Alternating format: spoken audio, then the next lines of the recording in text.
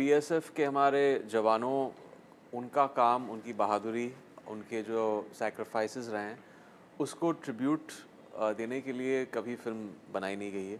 I think एक ऐसा mission जो उनके illustrious I would say run में 50 इयर्स में एक डिफाइनिंग उनका मिशन और ऑपरेशन था।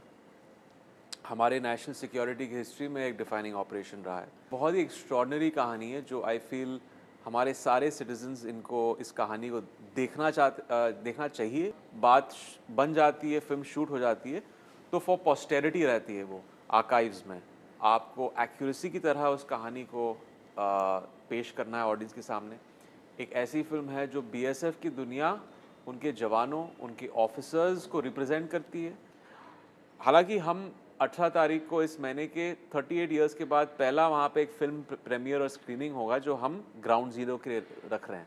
आई थिंक इससे पहले बीएसएफ के हमारे जवानों, उनका काम, उनकी बहादुरी, उनके जो सैक्रिफाइसेस रहे हैं, उसको ट्रिब्यूट देने के लिए कभी फिल्म बनाई नहीं गई है। आर्मी ऑफिसर्स पे बनी है, हमारे पुलिस पे बनी है, लेकिन ये पहली बार हमारे बीएसएफ ऑफिसर्स का ट्रिब्यूट है, उनको एक ट्रिब्यूट है और ये एक बहुत बड़ी बात है। आई थिंक एक ऐसा मिशन जो उनके illustrious I would say run में 50 इयर्स में एक डिफाइनिंग उनका मिशन और ऑपरेशन था। हमारे नेशनल सिक्योरिटी की हिस्ट्री में एक डिफाइनिंग ऑपरेशन रहा है। तो एक बहुत बड़ी बात है और एक बहुत ही एक्स्ट्रॉर्डनरी कहानी है जो आई फील हमारे सारे सिटीजन्स इनको इस कहानी को देखना चाहिए और इन्फॉर्मेशन के तौर पे और एक एंटरटेनमेंट के तौर पे भी। तो जब भी हम आर्मी की बात करें, बीएसएफ की बात करें, तो कंधों पे एक बहुत बड़ी जिम्मेदारी आती है। जब भी हम यूनिफॉर्म की बात करते हैं, तो क्या आपको आपके कंधों पे इतनी बड़ी जिम्मेदारी लगी कि आप किसी को, एक आर्मी ऑफिसर को रिप्रेजेंट कर रहे हैं स्क्रीन के ऊपर? वेल ऑफ कोर्स एक बहुत बड़ी रिस्पॉन्सिबिलिटी है क्योंकि आप एक तो एक ट्रू इवेंट को आप स्क्रीन पे दर्शा रहे हैं ऑडियंस के सामने। एक ऐसा मीडियम है सिनेमा का कि वो एक बार बात बन जाती है, फिल्म शूट हो जाती है तो फॉर पोस्टेरिटी रहती है, वो आर्काइव्स में हमेशा रह जाती है। तो वो इम्पैक्ट क्रिएट करने के लिए उसमें बहुत काम लगता है। वो रिस्पॉन्सिबिलिटी को मद्देनज़र रखते हुए आपको एक्यूरेसी की तरह उस कहानी को पेश करना है ऑडियंस के सामने। एक ऐसी फिल्म है जो बीएसएफ की दुनिया, उनके जवानों, उनके ऑफिसर्स को रिप्रेजेंट करती है, तो उसका एक केयर और सेंसिटिविटी का होना बहुत ज़रूरी है। और उसके अलावा इन ऑफिसर्स ने जिन्होंने अपनी जान को दाव पे लगा के एनकाउंटर में एक हाई रिस्क प्रोफेशन में ये सारा जो काम किया है उन्होंने, दुबे जी हो या बीनू, मिस्टर बीनू, एसपी त्रिवेदी जी, इन सारे ऑफिसर्स ने जिस तरह डिलीजेंटली ये काम किया है, वो ठीक तरह से रिसर्च करके पेश करना, वो एक बहुत ही इंपॉर्टेंट चीज़ थी जो हमारे क्रू ने, we were very cognizant of that कि हमें ये बहुत मेहनत करनी है इस चीज़ में। फिल्म में आपने real life officer एनएनडी Dubey ji का कैरेक्टर प्ले किया है। जी। उसके अंदर एक ऐसी चीज जो आपको लगी हो, जो आपने उनसे सीखी हो, एंड प्रिपरेशंस आपने कैसे की इस मूवी को लेके? किसी रियल लाइफ कैरेक्टर को ऑन स्क्रीन प्ले करना कितना आसान या मुश्किल होता है आपके आई लिए? थिंक एक एक्साइटमेंट की बात थी कि आप ऐसे एक ऑफिसर का किरदार निभा रहे हैं जिनका एक बहुत ही इलिस्ट्रियस करियर रहा है बीएसएफ में। उनकी तभी सेकंड पोस्टिंग थी बीएसएफ में, सेकंड इन कमांड थे तभी।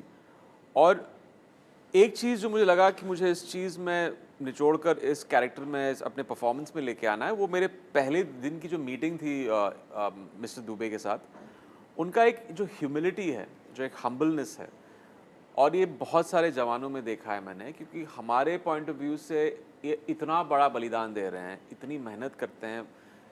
मैंने देखा राजस्थान में जब गया था तो वहाँ के गार्ड्स 45 डिग्रीज़ के गर्मी में वहाँ पे बॉर्डर पे तैनात रहते हैं।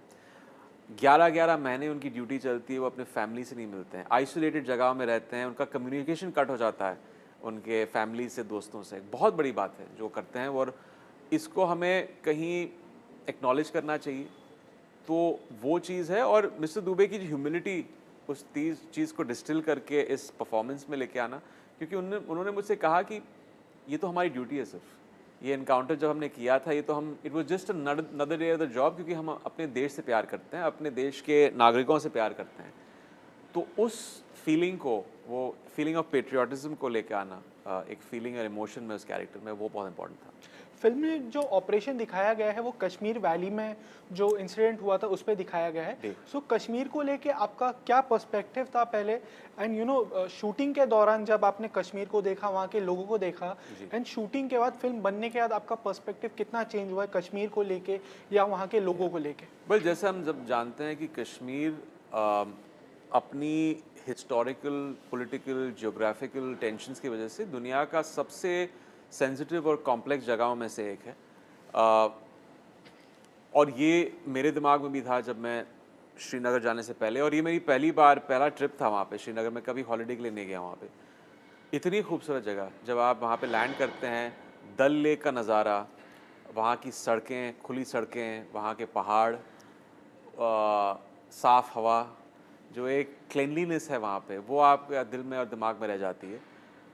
आई थिंक अभी पिछले 10-12 सालों में जो एक इंसिडेंट रेट हो गया है टेररिस्ट अटैक्स का, सरप्राइज़ अटैक्स का, इंसर्जेंसी का, काफ़ी हद तक कम हो गया है। तो एक सिक्योरिटी की फीलिंग आई वहाँ पे।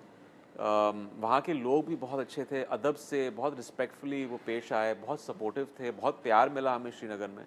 और ये परसेप्शन हमारा चेंज होना चाहिए कश्मीर के प्रति और श्रीनगर के प्रति। वहाँ पे मैंने देखा कि बहुत सारे टूरिस्ट भी आने शुरू हो गए हैं। हालांकि हम 18 तारीख को इस महीने के 38 इयर्स के बाद पहला वहाँ पे एक फिल्म प्रीमियर और स्क्रीनिंग होगा जो हम ग्राउंड ज़ीरो के लिए रख रहे हैं, जो एक बहुत बड़ी बात है, एक लैंडमार्क और एक हिस्टोरिकल इवेंट है जो हम श्रीनगर में रख रहे हैं 18 को, 3 दिन बाद।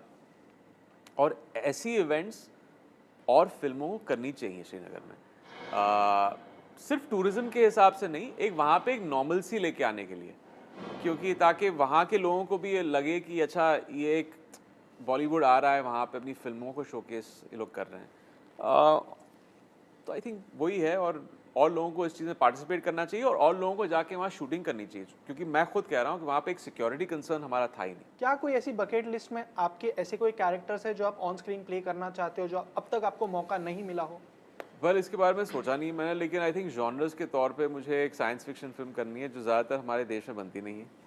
तो थैंकफुली अब जो माहौल बदल रहा है और लोग नए नए एक्सपेरिमेंट्स करना चाहते हैं, ज़्यादा सिनेमा में अब आजकल एक्सपेरिमेंट्स नहीं हो रहे हैं, बट ओटीटी में हो रहे हैं। बट उम्मीद करता हूँ कि सिनेमैटिकली थिएट्रिकल रिलीज़ के लिए भी एक हम लोग अलग जॉनर्स को एक्सप्लोर करें।